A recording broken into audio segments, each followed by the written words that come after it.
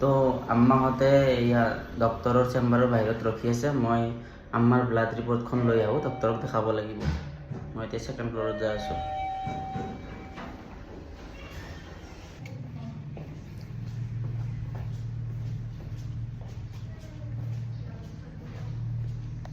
এটা ফ্ল'ৰ তলত যাব লাগে মোৰ, ছেকেণ্ড ফ্ল'ৰৰ পৰা প্ৰথম ফ্ল'ৰত যাব লাগে। সেইকাৰণে আৰু লিফ্টটো বেছি ঘূৰি যোৱাতকৈ ডাইৰেক্ট ষ্টেপেদি আহি গৈছোঁ মই।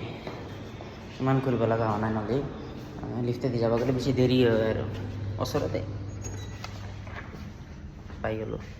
তো কেঞ্চাৰ হস্পিটেলৰ পৰা ওলাই লগতে মানে ইয়াতে অলপমান বজাৰ বহিছে, এইখিনি অলপমান কেইখনমান চব্জিৰ দোকান বহিছে।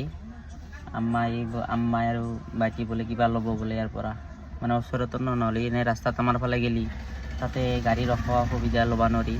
সিহঁতে ওচৰতে ৰখছোঁ। আম্মা আৰু ভাইটি গেছি ল'বা গেছি বস্তু। পালে কেইখন দোকান আছে বজাৰৰ নিচিনাই আৰু সৰু চাই। তাতে ক'ত বা গেল আম্মা, এই সেইফালে গেল নেকি?